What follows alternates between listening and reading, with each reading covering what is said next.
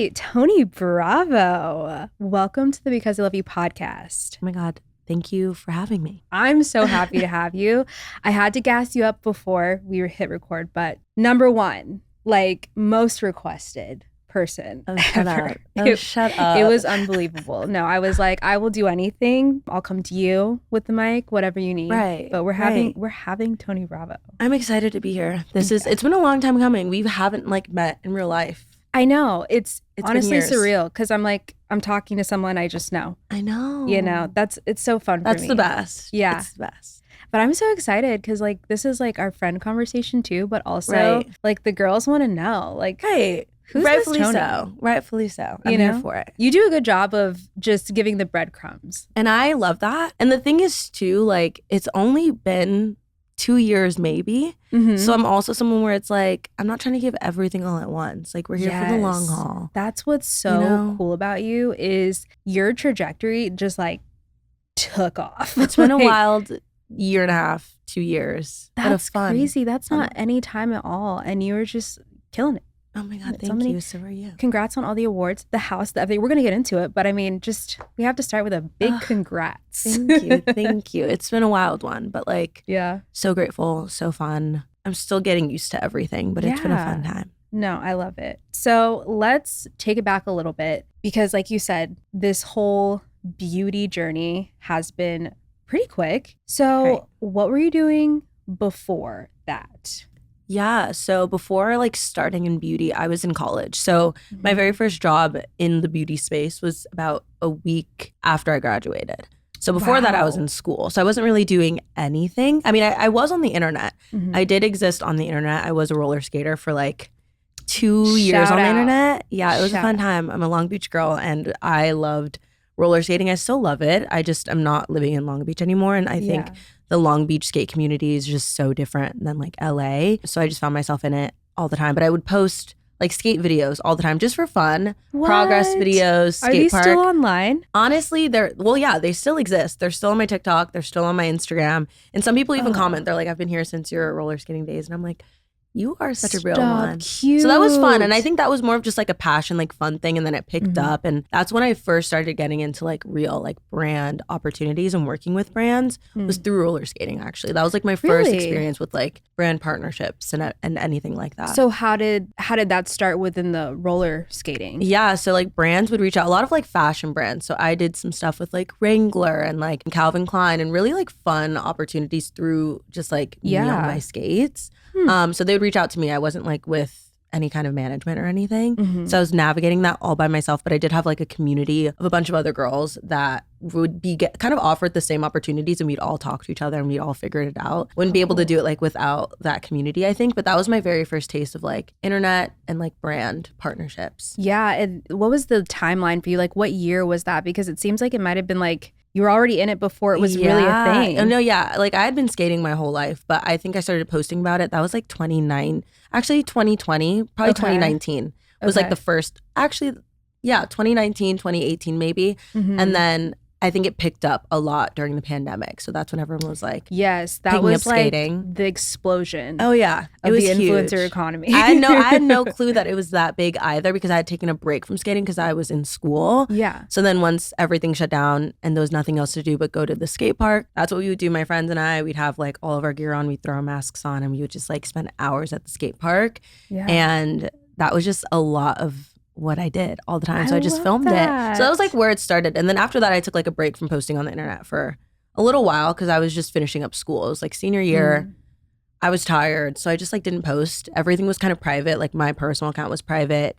And then I got a job in beauty and then I started posting. So that's kind of where it all started. That. All very organic and kind of random, but fun. With the roller skating too. I love how that ties in so seamlessly for you. So with that, you said you were in school. What were you studying? Was it relevant to what you're doing now? No? I would say so. I was a film and media studies major. Oh, okay. So kind of very similar, but I definitely thought I would land more in the traditional entertainment space.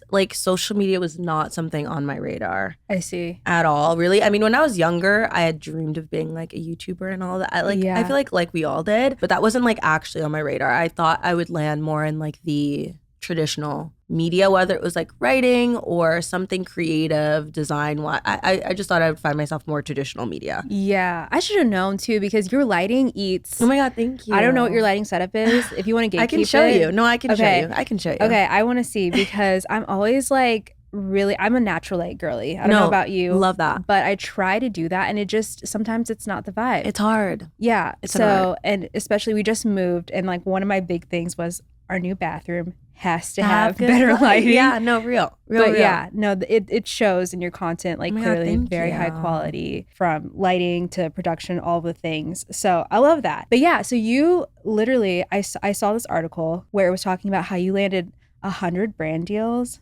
like in a very short amount of time. Yeah, there was a lot. Well, there was okay, a lot. How are you sane?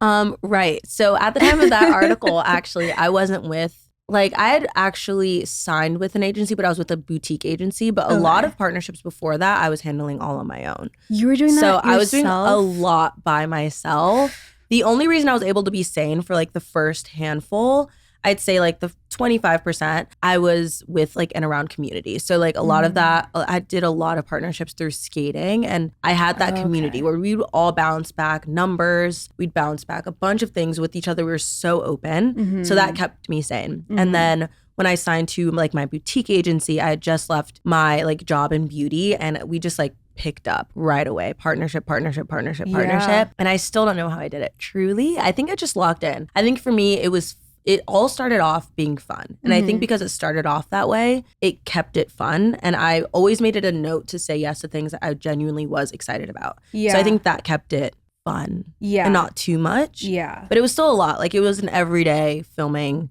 multiple things. I can't imagine. Because like, I just know from my perspective, like the balance of it all. I'm like hearing you say you were managing that too. Yeah, like it was wild. What's your sign? I'm a Capricorn rising and Sag sun. Stop.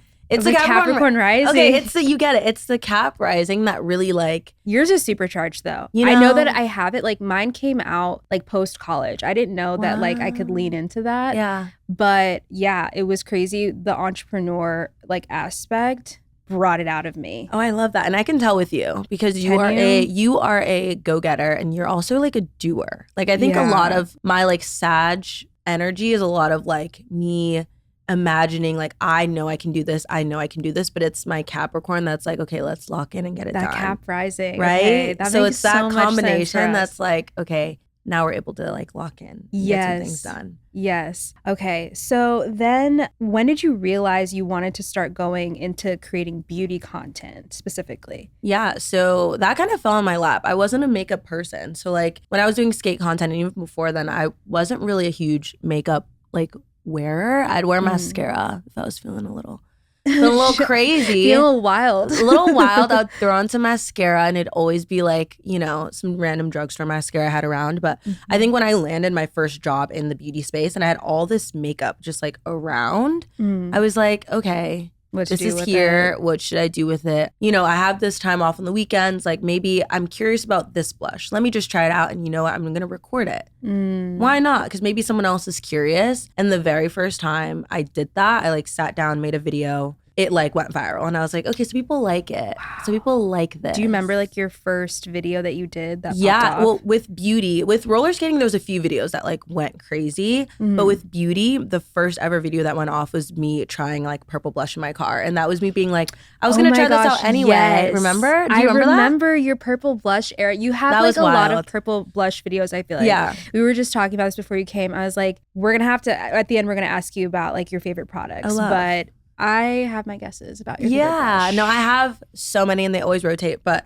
in that video specifically, I was iffy about even making that because I was like, you know, I just kind of want to try it on in my bathroom. What if I look wild? What if it looks ridiculous? Yeah. But I was like, you know what? It's a sunny day. Yeah. I'm in my car. Like, I already have the product in my purse. Like, let me just sit down and make the video. And I did. And people really liked it. I think that was also one of the first videos that I did where I was speaking to the camera. Before that, I was kind of making like videos, but I wasn't speaking to anybody. That was the very first time I was like, okay, let me sit down and like talk through everything. And people really liked that. So then I was like, okay, cute. Yeah, no, I think the talking videos really made it feel like a friend was giving a recommendation. And like you built that trust so quickly because like you could tell that you had no incentive behind it. It was just like, I really want to see if this works. Yeah.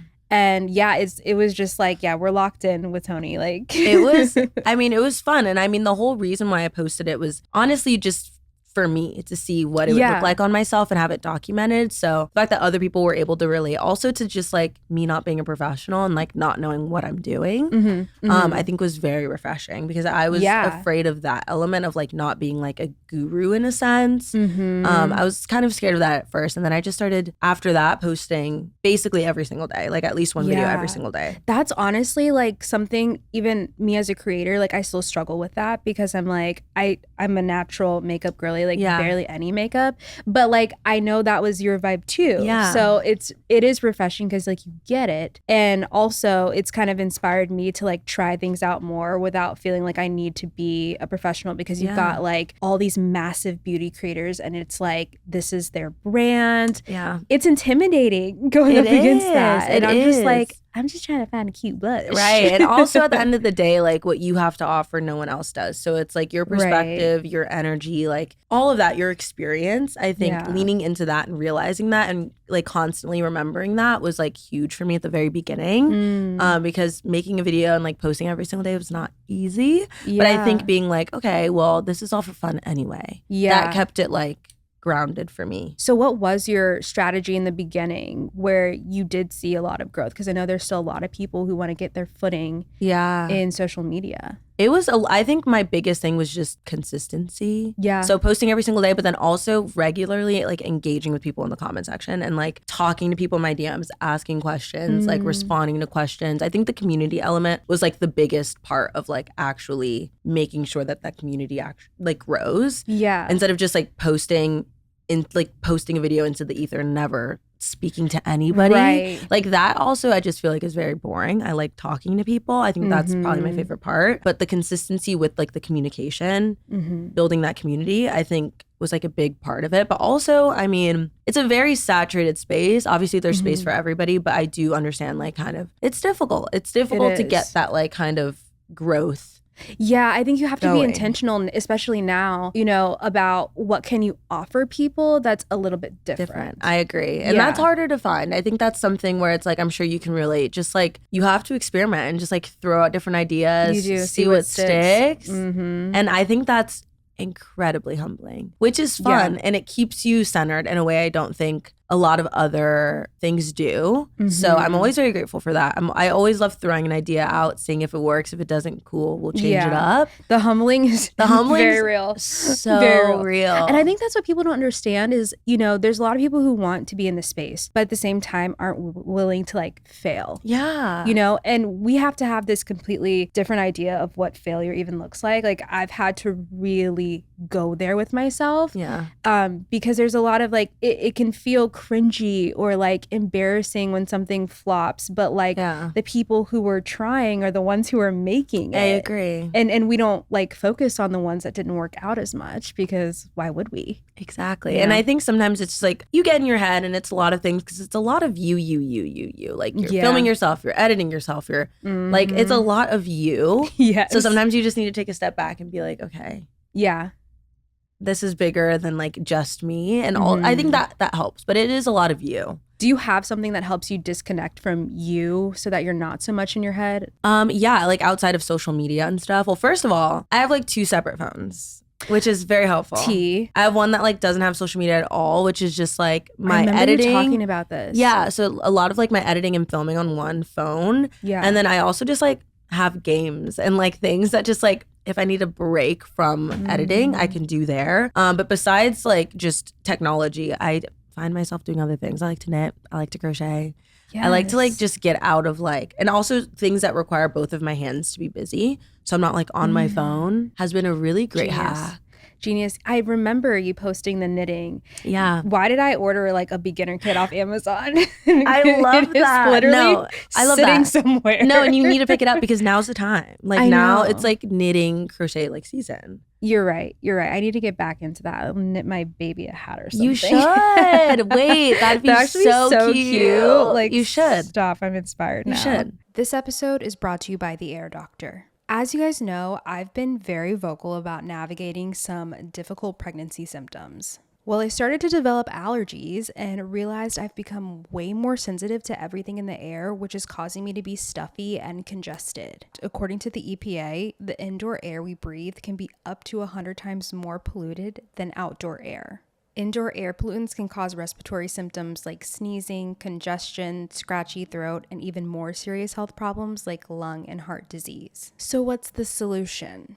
Introducing the Air Doctor, the air purifier that filters out 99.99% of dangerous contaminants so your lungs don't have to. This includes allergens, pollen, pet dander, dust mites, mold spores, and even bacteria and viruses. The Air Doctor comes with a 30-day money-back guarantee, so if you don't love it, just send it back for a refund minus shipping. Head to airdoctorpro.com and use promo code BCILY, and you'll receive a free 3-year warranty on any unit, which is an additional $84 value.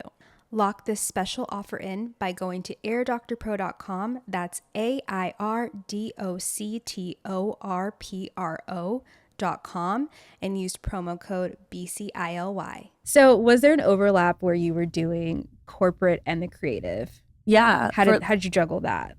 I didn't for very long. It lasted about, like around like 6 months maybe. Okay. That overlap, I feel like maybe a little less, maybe 5.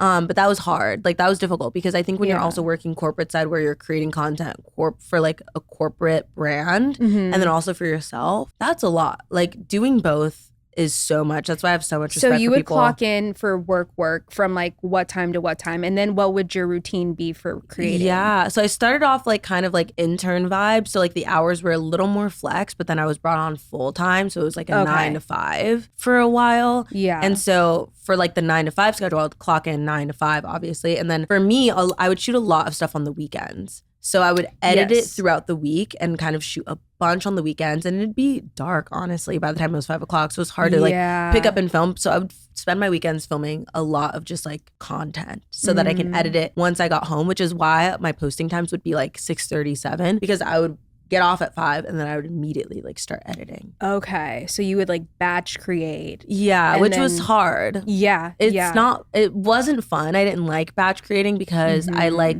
being able to spread it out and like, I don't know, it's a different feeling when you're able. It feels a little like heavier when you have this checklist of like so many things to do, because I don't know about you, but for me, when I batch create, I know I have to be on. So I try not, because you can see it in my face. You can tell. And when I get something and I'm so excited to shoot with it, I want to be able to capture that right now. And being able to like have my own schedule now, I can do that whenever I want. Yes, it's the best. That kind of schedule was really, really like a lot. And it got to a point where it was really like I kind of had to pick. Yeah. You know, it's honestly balancing both is incredibly difficult. So it is. I have so much respect for people that have like a full-time job also balancing content creation because it's not easy. It really builds character though, because like I had the corporate to creative pipeline too, and I hated it. But and I was in like Kansas City trying to make it aesthetic. I'm like, what do we got going on here? Like maybe this field will work. No, it was hard. And like to your point, I mean, I was just like not a good employee. I almost got fired. You're like, this is what you're gonna get from me, and that's all. Because it's the ADHD, you know, like I fixated on social media so bad that like it became obvious to everyone around me that I was not locked in. Right. Hey. So yeah, but I did the batch creating. Yeah. And my husband, then boyfriend, I would drag him out in the Midwest cold and we were shooting pictures together. Like, oh my God. It was real. It was a grind. That was when, you know, everyone was doing Instagram pictures. You're right. Pre-TikTok. Yeah. Right. We have to start somewhere, right? And at the end of the day, I don't know. I feel like, yeah, the batch creating was just not it for me. I did balance like waking up super early sometimes before though. Yeah. Before my 9 to 5 started and filming at like crack of dawn. Yes. You have to figure out how to squeeze it in. And that's the thing. Like you have to remind yourself it's not forever. Exactly. It's for now. But it is so, I still look back on that time and I'm like, I'm so thankful for it because honestly, I would not be like that Capricorn rising. Like it wouldn't have come out. Like I really had to unleash her. I agree. You know, sometimes it ended up working out, obviously, I think for like the both of us. But I think it's something where I look back now and I'm like, how did you do it? Yeah. Now, same. How do you think you Or is there anything you took from corporate that helps you now? Yeah. So before that job, actually, I worked at BuzzFeed for a very short period of time. Wow, you've lived so many lives. Yeah, I was a senior in college when I worked there. Okay. So I was still in school, and I was a part of their like talent residency program. So they were teaching me all things internet, all things being a creator and being like a person on the internet. Yeah. So that was very, very helpful because I grew up watching so many of their videos, so many things. And I learned so much there in regards to like having a presence online and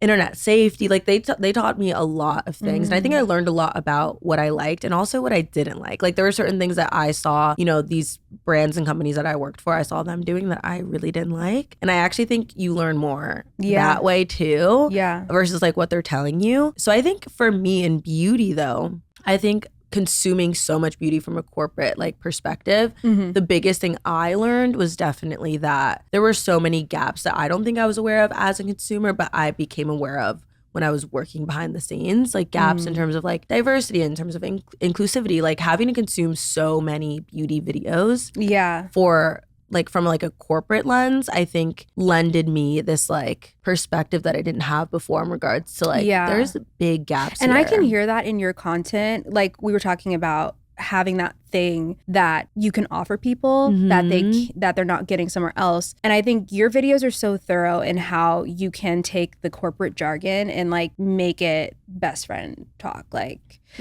that's been helpful. Like me watching your videos personally, I love that. I'm like, oh, she speaks so well to that. Like I wouldn't have ever thought of that when I pick up a product. It's so like black and white for me. It's like, does this look good on me? Good? Yeah.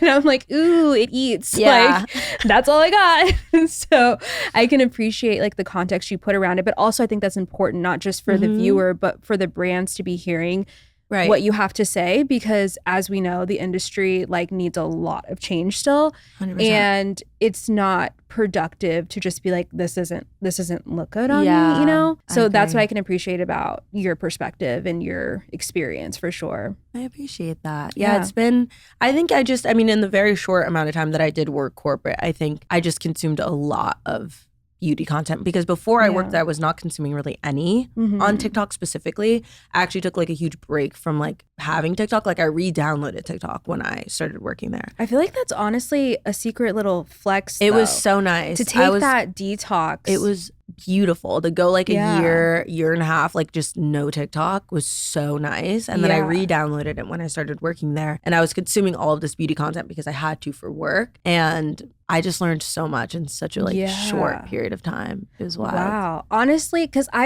sometimes when I get really overwhelmed with social media, especially as a creative and I'm like hitting a wall, I have the itch to delete everything. And I don't know if that's like some really unhealthy impulse, or maybe I should. Like I think you should. Take a break. A little hiatus is nice. Yeah, because it's hard not to be influenced by everything coming on your For You page, thinking like this is the way things have to be done. And sometimes you pick up little things that you don't even know you're emulating that someone else is doing. And I'll catch myself doing that and I'm like, I just don't feel like I'm doing my thing. Yeah. You have to step away from it. It's a lot. It's good to step away. I think I've created some boundaries for myself now that this is like my full-time thing. Yeah. To just like detach a little bit and be mindful about like the fact that it is okay to detach and be like offline for a little. It's okay if you don't post an Instagram story today. It's okay if you don't, you know what I mean? I think but I have that Capricorn in me where I'm like, oh, but babe, you've posted every single day for a year. We can't stop now.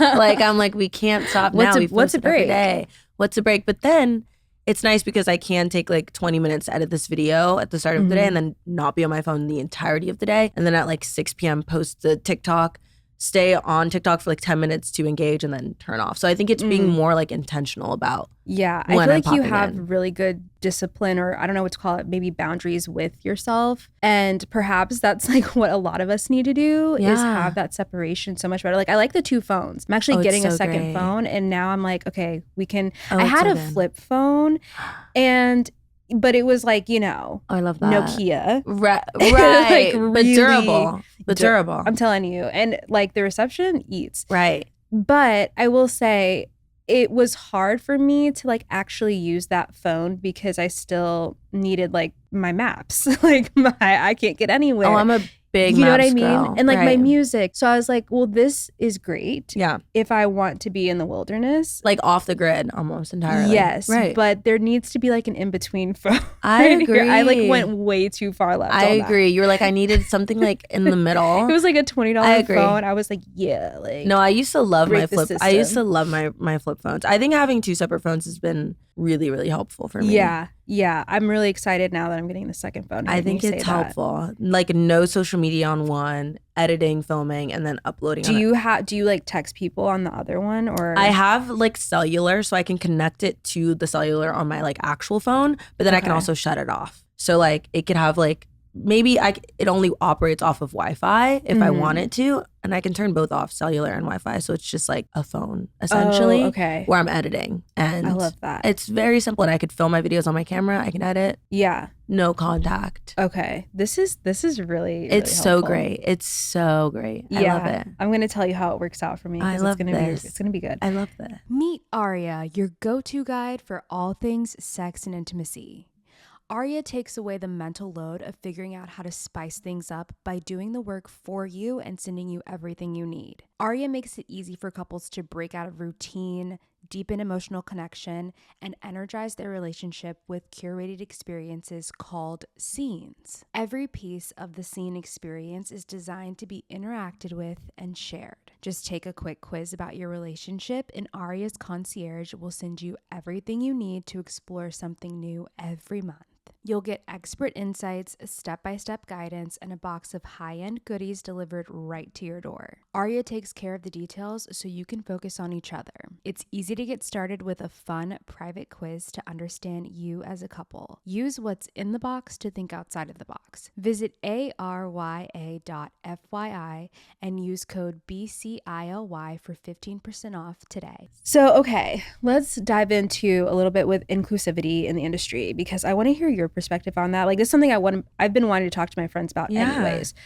Obviously, you've brought a lot of light and insight to the industry, which has been helpful. Do brands ever reach out, like, to talk to you more about what you think about products, or what are you seeing on the brand side? I've found it really interesting. So a little bit of both. So I've been doing a lot of consulting in the past like year. So actually a good amount of brands when they are called out, because a lot of the reasons why like I call out a brand or other people call out a brand is because we do want like change. It's not just to call them out and be like, okay, we're done with this. We're just calling you out and that's it. For sure. And there have been a handful of brands this year that have taken like my perspectives so well to where I'm like brought into like meetings and like actually brought on to help consult for products coming out within the next year. Wow. And that's great, because I do think that's actually more rare that brands do that just to do it. Yeah. Because there are certain brands where they'll be like, yeah, we'd love if like she'd help us out with this. Okay, but also because that video did so well, can we like slap her name onto something next year? And I'm like, okay, we see what you're doing. We see what you're doing. So there's sometimes a little bit of that. But then there are brands like Rode where it's like we make a video and immediately they are on it. They're bringing me in, bringing my friend in, me and Gloria, like, and we're able to really like have these conversations. And that's so rare that like a founder and like the entire brand is like there seated to like hear you out and encourage you to consistently tell them the truth about how you feel. That's actually very rare, because there are also other brands on the other side of the spectrum where it's like if you say one negative thing about them, they're like, we thought we were cool. Like, why would you do that? You're done. And I'm like, well, you guys made it, not me. Yeah. Like it's a very interesting, like every brand is so different in how they react to you saying a product doesn't work. And then there are certain brands where it's like, they see it and they just like never say anything. Yeah, they just don't care.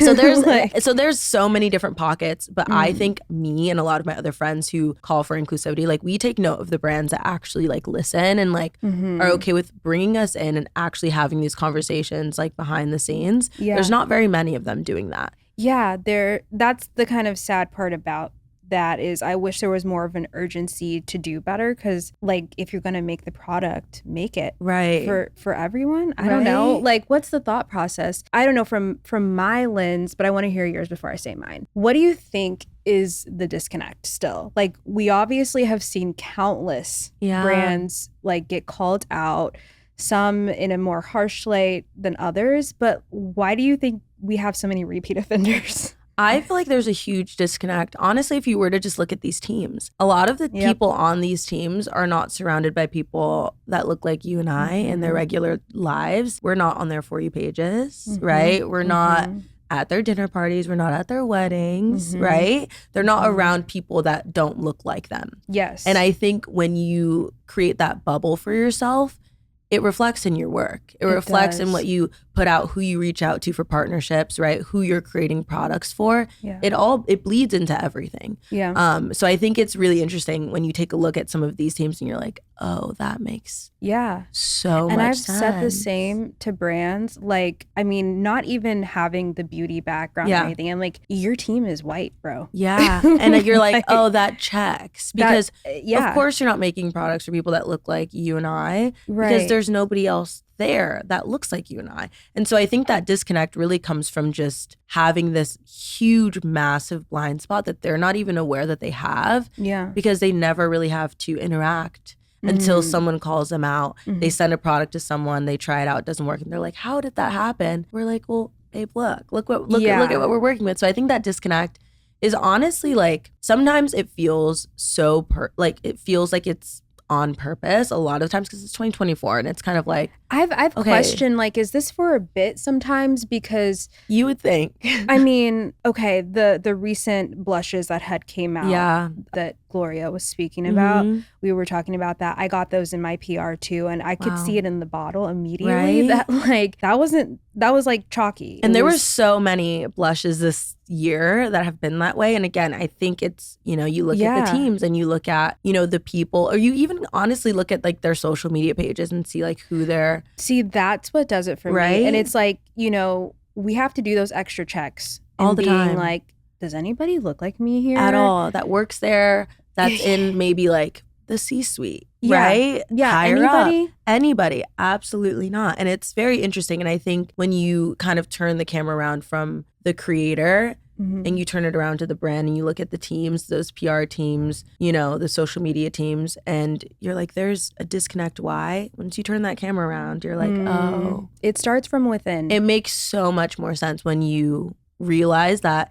I mean, it bleeds in. Like, I think that's the only, rationale that I have when it comes to this disconnect, because there's really no excuse for it at this point. I think it's something that's been brought to like everyone's attention and brought to the stage so much now, where it's like, if you're not aware of this at this point, like it's like willful ignorance. It's giving you don't care. You don't care. And that's what makes me actually sad about the whole thing is like, why wouldn't you want to appeal to a wider audience? Like, I don't get that. That's what I'm like. What's your perspective on that as well? I was going to say the exact same thing. Yeah. It's from within. I Like, agree. It is purely a reflection of, I don't even want to say it's lack of attention, because we're here. We're in 2024. You know better. And it's just honestly, it's a ticking time bomb if you don't want to, but if you're going to have Black creators on your PR list, it is a ticking time bomb before something's going to happen where like you're clearly not being inclusive, because you can't. It's impossible. Oh, I agree. I think there's a lot of confusion, and also just like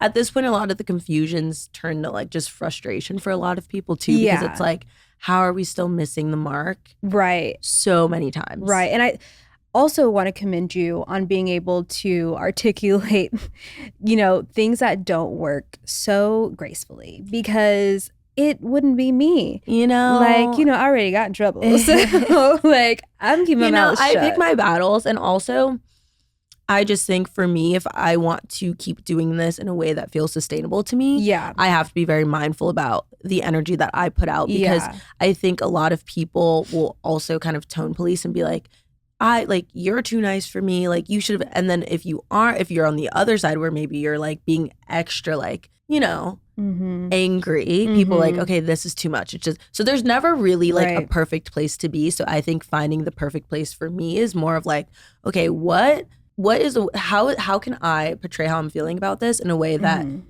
amplifies how I'm feeling, but also allows me to continue to do this in a way that's sustainable for like my mental health and well-being. Yes. Because at the same time, I think that's like huge. Like, a lot of the things that we're calling out are not easy things to call out.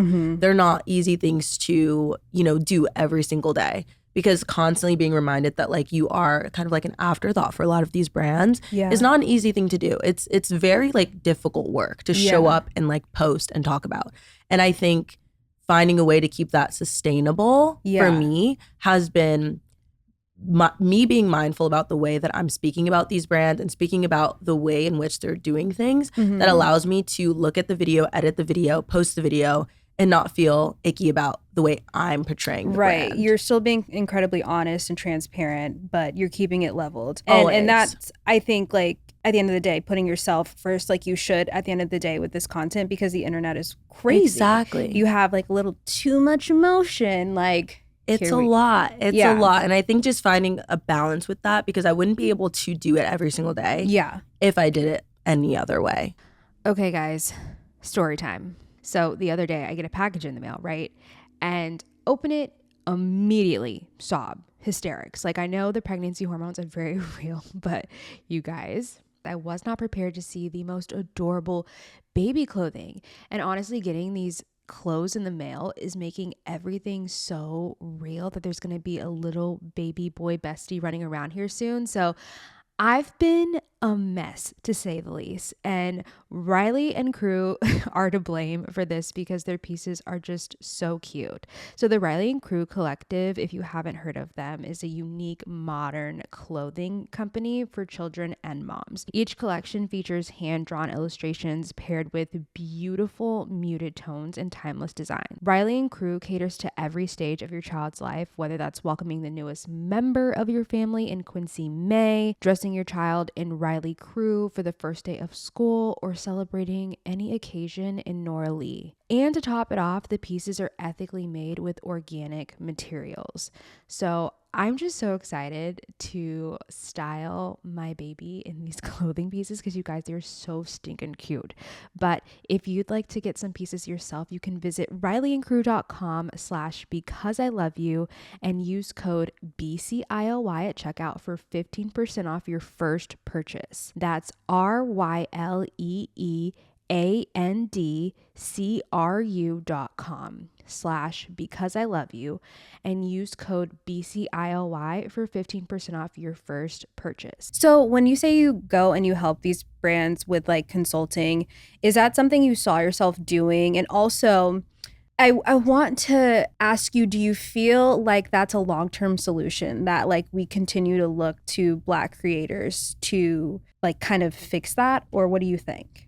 When it came to consulting, I honestly, that wasn't something that was like in my mind at the start of creating content, but ultimately that is what we're asking for, right? When we're calling out these brands, we want them to do better. Like the whole point of calling out brands is to, you know, ultimately the answer is for them to do better. And we're hoping to be like heard and seen and recognized. So ultimately, I guess that is what I wanted, but that wasn't like something I like thought about. But I do think it is really nice that there are brands out there willing to do the work behind the scenes and include Black creators and include just like creators in general that are calling them out and being like, okay, you called us out for this, we want to fix this, and we'll pay you to help us. Like, we're gonna put our money where our mouth is and actually like fix this. I think that is a really great solution moving forward. Because I do think it allows us to feel like we're actually being listened to and we're not just speaking to nobody. And the handful of brands that actually do respond in that way, I think it says a lot about the brand's ethos. This is a lot about the brand's overall like energy, if they're willing to be like, okay, we messed up, we'll take accountability, because not every brand's like that. So and it's nice that you can have that space to go in and they're like welcoming, they're ready to listen. But yeah, it's kind of interesting that you don't see that across the table at all, knowing like this could help the business. 100%. The brand. And it's such I feel like connecting with creators in that sense too, like it's a full circle moment because the creator can help with it. And then once it comes out, the creator can talk about how important it is and how amazing it can be to like use your voice to speak up about what you want if you want change to happen. And I've like, enjoyed seeing like those follow-ups where like something didn't work. I think there was a blush that didn't work and Gloria came back and she did a follow-up video. Yeah. I really appreciated that. And it was like, okay, I can respect that, you know? And it was a quick turnaround. And the brands that care, like they don't waste any time when it comes to, okay, let's get back to the lab, let's rework this, and let's like ask them for help. Because at the end of the day, if we're calling you out and we're like, this needs to be better, like, why not just like bring us in? Especially if it's like a consulting job. Like, why not bring us in? It's very rare, but I do think hopefully more brands will take note as like within the next year, people start saying like what brands have actually been putting in the work from this past year. Totally. Hopefully other brands will take note and be like, okay, not only are we going to listen, but like, let's bring them in. Let's ask for their opinion throughout the process as well. If we're going to send them PR to try out, maybe we should like include them in this round of consulting. I think that should be like the bare minimum. If you're sending out product, like the point was for us to try it. Like, listen. You would think. You would think. So what brands do you think are actually doing a good job of listening and learning? I think that, well, first of all, there are a lot of brands out there that I feel like I've never had to even like question a single time. Who are those? Like Danessa Myrick. Yes. Danessa Myrick. Okay, yes. I'm seeing her I met her for the first time at BeautyCon. Really? Yeah. We were ready to do our panel. We walk on stage and she's like sitting in the front row and she's like, I had to come and see you. And I was like, oh my gosh. And we met backstage. That was my first time ever like meeting her. And then we followed up. I went to a dinner that she had here in LA last week. An angel. Like a true angel where it's like every product, I've never even had to be like, question mark this, question mark that. Like I've never had to question a single one of her products at all. And I think supporting those kind of brands have been just so helpful and honestly just like really affirming for me. Pat McGrath, amazing brand. Obviously Pat we all know. We all know. I mean, there have been a lot of brands. I've mentioned Rhode before, a lot of newer brands. And I have so much respect for brands that have kind of like been newer, entering the scene, that are open to like accepting the fact that they made a mistake and reversing it. And Rhode's been one of the bigger ones that I've at least had the experience where it's like maybe I've said something or my peer has said something and they've like been so open to being called in. Yeah. In a way that, in a quickness that I haven't seen with any other brand. Yeah, they are quick. I will say. Like, I will give them that. Quickness that I've never seen. I can appreciate it. Which I really, really, really, really, really appreciate. And I mean, just compared to the brands that like absolutely just like drag their feet and do absolutely nothing. Yeah. Do you ever feel like you just need to stop posting about certain brands? Oh yeah. No, there's been so many brands that I've just like taken note of certain things they've said or just like the way they've moved now that I'm on this side of, you know, the whole beauty community. There have been certain brands where I've just like I don't make a big deal about it. I don't make a big like fuss about it. You don't see me posting about them, and there's a reason why. There usually is always a reason why, and I don't make a big fuss about it because I like to focus more on brands that I am giving attention to. Yeah, just put your energy because I think reciprocated. Exactly. And I think now that I'm on this side, I'm recognizing more how and what brands actually care about what we're telling them and what brands actually like put in that work because they genuinely care. And they're not just like doing this whole like virtue signaling their way into our pockets where it's like they're listening to a certain extent, but then when we're actually wanting something or needing something, they're nowhere to be found. They're ghosted. Nowhere to be found. So yeah, I think for me, it's just been in the past year or two of me doing this, I've like learned the importance of like being like, okay, this is a brand I'm going to highlight. Yes. And this is a brand I'm not going to highlight anymore. And I'm not going to make a big fuss about it. Yeah. You're just not going to see me. Yeah, because honestly, at the end of the day, it's like free PR free PR for them. Right. And, you know, like I've watched it countless times happen where you reach the wrong side of the internet with that one review. And now people are like, well, I'm still going to use it. Right. You know what I mean? And now you just gave them a free commercial. Exactly. So it's just mindful. I get that. It's all like, I think it's all about just being mindful of, you know, your impact and your platform and what it means to like talk about a brand, good or bad, and the intention like behind it. Yeah. Yeah. No, I love that. Oh my gosh. Okay. So now moving into even more exciting things. Homeowner. Oh my God. She's a homeowner. And you're a homeowner. We are. We're at Capricorn Rising. I love that for Get us. homes. I love that for us so bad. No, we're really out there. But I'm so happy to see this happening for you. And well, one, I wanted to know, like, what was your home buying process like? Because I need to talk to someone who gets it. No, honestly, props to my realtor. Like, truly, honestly made it like such an easy process. So I found him through a friend. My friend Courtney had recommended me him. And he like, shout out Javi, I would have been stressed out my mind had he not been a part of the process with me. It actually surprisingly wasn't like that like long. I would say maybe around like 3-ish months of looking. But like we would look at like a lot of places. Like almost every weekend we would have like a list of places. And he was really able to hone in on like what I liked and what I didn't like. Like the very first like homes that we'd walk through, and I'd be like, this is interesting. And he'd be like, that means you don't like it. And like anytime we'd walk somewhere and I'd be like, interesting. He'd be like, okay, no. And then I would never see anything like that again. So I was like, okay, good. He knew how to take notes and also present. Like he just understood it. So I think having a good relationship with your realtor and having them understand what you want and them being like locked in, I got so it helped lucky. So much. Oh, I got so lucky. I think without that would have been a much longer process and a lot more stressful. But like he made it. Him and like Steve, who was like the like broker and everything that helped me with like a lot of the finance stuff.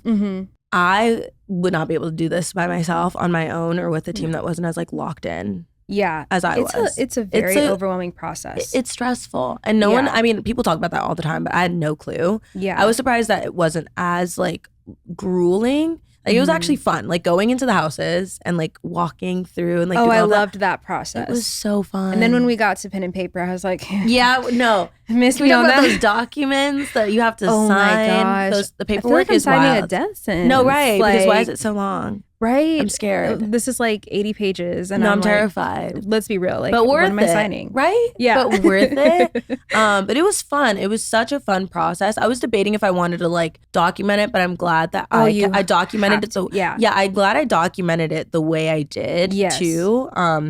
It was so fun. Like it was so fun waking up every weekend and being like, oh my God, like what else are we gonna see today? Like that is imagine our life. It's so exciting. Yeah, it's like a dating game almost. It was. Well, how long was your like process? Trying to think, probably about the same, if not a little bit shorter, like 3-ish months. Okay.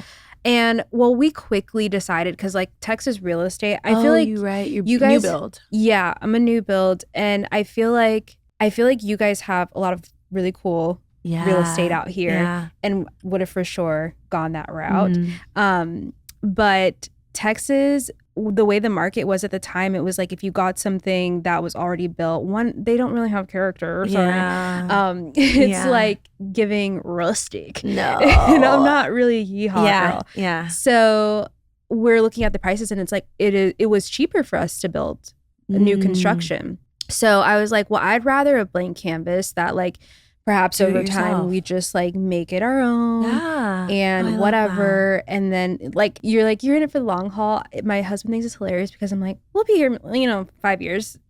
You're like, yeah, we're building this. Like this is like gonna be an investment. Yeah, I just can't. I don't think that way. I got phases of my life I gotta check off. Period. No, I love that for you. Yeah, but it was a lot, I will say. And then getting pregnant towards like the closing part was that's true not fun. I'm not even kidding you. Like, so any bit of stress would make me sick. Yeah. And we would have all these calls with like our loan officer, and anytime she would like ping or I see your notification, I would gag. You get stressed. Isn't that crazy? I can't imagine that, first of all, being like pregnant during that time, because it is stressful. It's a lot, especially with someone that doesn't have like a very traditional job. Yeah. There's a lot of like elements there. There's a lot of layers. Yeah, it was just, and I'm the first in my family to own a home. Wow, congratulations. That's Thank huge. you. So that was another piece that was hard, was just I didn't feel like I knew. I mean, I didn't know what I was doing, let's be honest. But yeah, it's very overwhelming. And then being a Black woman in that space, my husband is white. Yeah. And I'm like, hi,